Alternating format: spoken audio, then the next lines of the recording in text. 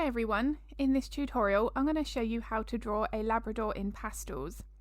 Now this Labrador had much more of a rustier colour to the coat, so I had to use more of my burnt siennas in my base mixture, and throughout that layering process I'm going to be reinforcing those colours with my pencils. Now I'm using pan pastels for my base layer here, and I'm hinting at the main lights and darks with those. Now I'm not actually trying to mix the exact colour at my base layer stage, I'm going to be reinforcing that with my pencils. Now I'm using a combination of Carbothello, Pitt, Derwent and Caran here to give that nice balance, that subtlety to this coat colour. Now as you can see here, I'm really reinforcing the lights and the darks, but I'm blending out my base layer to make sure that I don't have any harsh start and stop points. Now I think this is a really important stage. The base layer is our foundation for our details, so I really like to make sure that I've got that fairly accurate before I jump into those details. Now the base layer, as I say, I'm not focusing on the exact colour, but I do like to map in the main lights and darks because I find it easier to then follow that reference photo more accurately. Now when I come to working on the details here, I'm really focusing on three main things. So the pencil technique is very important, and that relies on the fur direction, fur length and fur thickness. Now the direction of those pencil strokes is not random, it will follow the underlying bone and muscular structure. So as I start to work on the ear here, it's going to really help to form the shape and folds on that ear if we get the fur direction right. Now if the fur direction isn't right, we're going to massively affect what that animal looks like, and of course if that's a pet portrait, that's going to be a real issue. So if that fur direction is too vertical, then we're going to potentially make the face look really tall and narrow.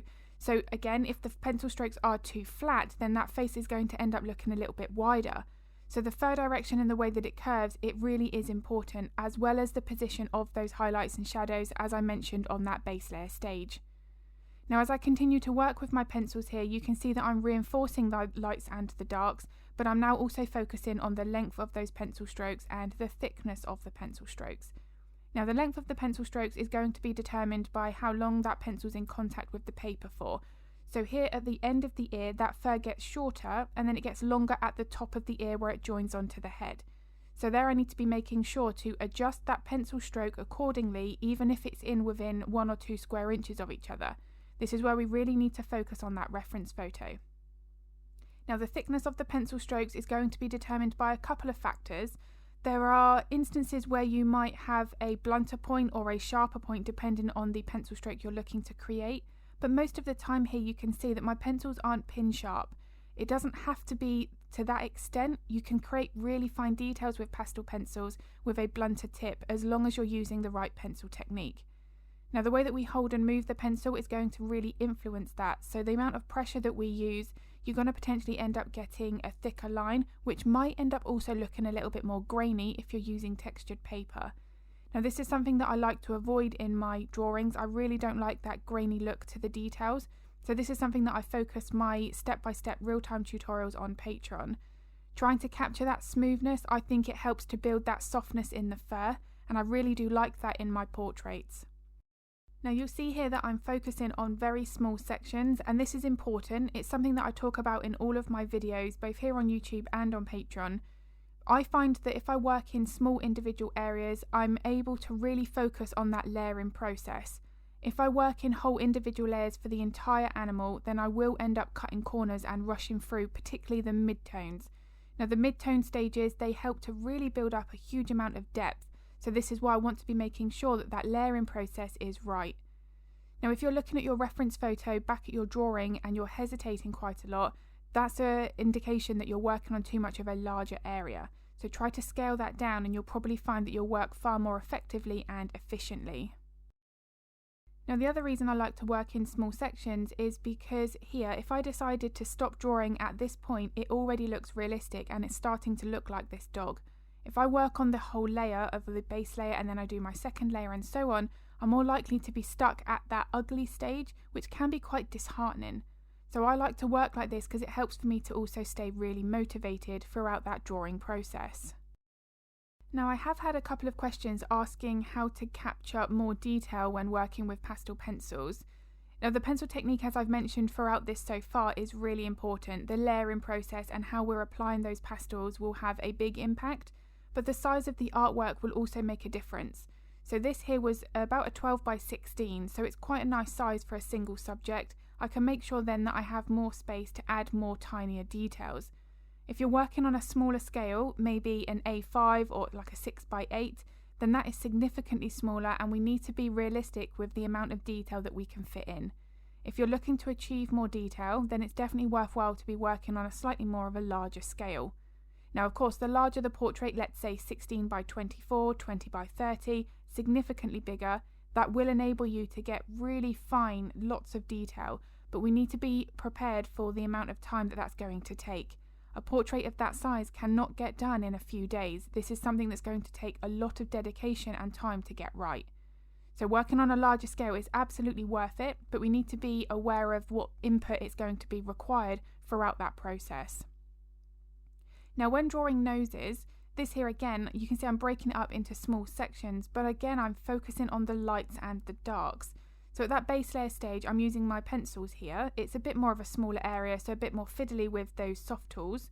I prefer for this case to use the pencils from the beginning, and this enables me to map in my main colours, but my main lights and darks. Now, in order to make a nose look realistic, the way that the light curves over the nostrils and we're indicating at the darker front surface and the lighter top surface, that there is going to build up more of that three-dimensional shape. You can see that I'm really curving my pencil strokes around the nostrils to help create that curve to make it look like they're joined on more seamlessly to the next part of the nose. Now, it doesn't matter what nose I'm drawing, that would be my go-to process, and I've got a couple of little tutorials here just focusing on nose studies. I'll pop one or two of those in the description below if it's of interest. But there I really do slow the process down and explain more about how I approach each step. Now, regarding the length of the pencil strokes, when working on the muzzle area or the bridge of the nose, this is where the length of the pencil strokes will usually be significantly shorter. So for breeds such as Labradors, Springers, German Shepherds, this is something that we want to pay very close attention to. Now, breeds such as Cockapoos, where they've got that longer fur around the nose, of course the pencil technique is significantly different. I've got lots of examples of those breeds as well here on YouTube. But here I really want to be focusing on shortening those pencil strokes and the fur direction. Now, if I keep my pencil strokes the same length here as what they are on the top of the head, I'm going to make this area of the fur look more fluffier and obviously significantly longer. So that's something that is not relevant for this breed. So the length of the pencil strokes is just as important as any other pencil technique. Now, I'm really passionate about drawing realistic animals. It's something that I absolutely love to do. But the layering process, pencil technique and the contrast are three main factors that should be thought about with any single portrait where we're aiming for more of that photorealistic finish. Now, contrast is something that I really do want to emphasise. I want my darks to be nice and dark and I want my highlights to be nice and bright. That's going to help to build up more of that three-dimensional shape of the face. Now here you can see I'm coming back in with some lighter orange cream colours to reinforce more of those highlights. And I want to be making sure that in order to get the highlights to look bright enough, that the dark sections next to it are dark enough.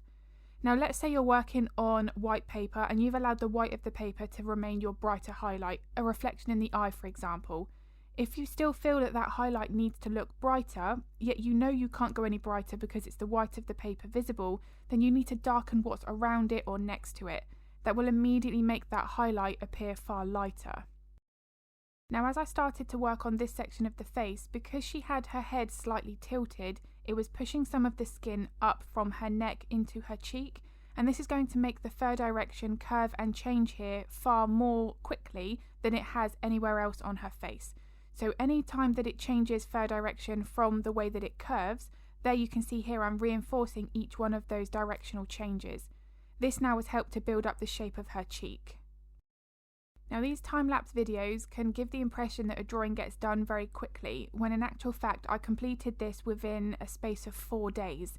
So I made sure to take regular breaks throughout that so that I wasn't ever working with strained eyes or getting particularly tired. The breaks that we take are just as important as the drawing time. Now, if we end up spending 4, 5, 6 hours at the easel and we haven't taken a break, we can end up starting to draw things that are not accurate to the reference photo, just purely because, as I say, our eyes get a little tired. So what I'd like to do is, any time when I've spent more than a couple of hours, I try my best to walk, go get a drink, maybe take the dogs out, something like that, just so that I can look back at that drawing again later on with fresh eyes. This really does help, and it doesn't have to be for any significant amount of time. It might just be for 10 minutes. Take a break and then come back to it. It really does help. So the next stage of this portrait was to work on the body. Now this is where I used my pan pastels again for my base layer, and you're going to really see how I'm mapping in those main lights and darks. Now I also like to move that applicator following the direction of the fur. Now this is something that I feel can actually help massively when we start working with our details. You can see here that I'm still curving the way that I'm moving the applicator. It's starting to already look like the fur is longer and almost ruffled up over those areas of her skin that are almost creating more of that exaggerated curve. Now by moving the applicator following the direction of the fur, when I come in with my pencils, I'm already used to moving my pencils in the right way. So I think that that helps to transfer across to future layers. Now a question that I'm asked fairly frequently is how to prevent us from smudging our pastel work whilst we're drawing. Now this is a great question, and the use of glassine, which is this paper underneath my hand here, will massively help to prevent that. Now you can see just how often I'm moving this glassine paper. Every time I change my hand position or I work on a different area that requires a slightly different angle, I will retape that glassine in a different place. I always want to be making sure that that's underneath my hand at all times.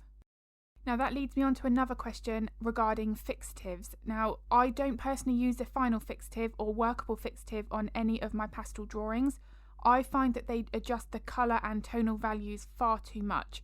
So what I prefer to do is use glassine like I am here under my hand when I'm working, and then when I finish that portrait, a sheet of glassine gets put between the artwork and the mount, and then I will send that to my client, and once they frame that artwork will be protected. So I personally don't use fixatives, and the paper choice is one of those reasons behind that. Now my paper of choice is Pastelmat, and it really does grip the pastel, so I feel like I don't have to use a fixative anyway. If you do want to use a fixative, I would recommend to use one more of a workable fixative where you can use light layers throughout the drawing process rather than one heavy layer at the end. Because as I've said, from personal experience, I have tried using fixatives and it completely ruined the artwork, which was a real shame. Now of course, there are loads of artists out there that do use fixative, but I would recommend if you're looking to try that, to do it on a portrait that is a little test piece. Don't complete a full project like this, put loads of hours, lots of dedication into it, and then experiment with a fixative, because if it goes wrong, it can potentially ruin that artwork and you may need to start again, which is exactly what I had to do with a previous project. So now I'm halfway through on this side of the chest. You can really see how the different fur direction is helping to build up that three-dimensional shape, but also it's the position of those highlights and shadows, which I know I've already mentioned, but both of those are so important. Now depending on the fur texture that you're drawing, you may not have to draw individual strands of fur. It might be that the fur is more clumped together. Curly fur, for example, you've got many strands of hair that are grouped, so you want to be focusing more on that rather than drawing individual details. Now again, I do have little focus tutorial studies here on YouTube, little time-lapse versions, lots of tips and techniques that I share there. I can also link that in the description below if it's of interest. But the way, depending on how the texture, the way that we capture that is going to vary with how we use the pencils. The pencil technique is just so important. So I really do hope that this video has been useful. If it was, I would really appreciate it if you could give it a like and a thumbs up, because it makes a huge difference to my channel. I also upload a couple of videos to YouTube every week, so if you would like to get notified of that content, then don't forget to hit the subscribe and the bell button. If you're interested in watching or following along to any of my real-time step-by-step tutorials, then I'll link my Patreon in the description below. And I do have a Patreon library on my website, which is also linked below, where you can see a full list of all tutorials that are available there in each tier before you sign up. Now the wonderful thing about Patreon is it's really flexible, so you can stay for as long as you like or you can cancel at any time. If you've got any art-related questions, feel free to pop them in the comments, because I'm more than happy to help if I can. And I'm going to be uploading another video in the next few days, but as always, thank you so much for watching.